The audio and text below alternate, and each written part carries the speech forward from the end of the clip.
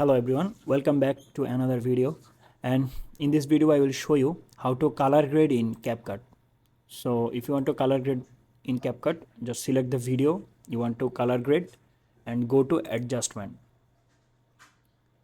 and then play with all this option. Let's say here temperature, you can increase the temperature according to your needs. You can increase the tint, maybe you can increase the saturation, exposure, let's decrease it. I think it's not look realistic right now. It's okay.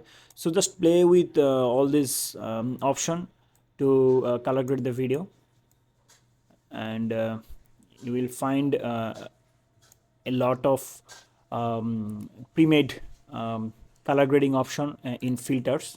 So to do this, go to the filters, click on any of them, and you will find a different color, and you can go with which one you like most.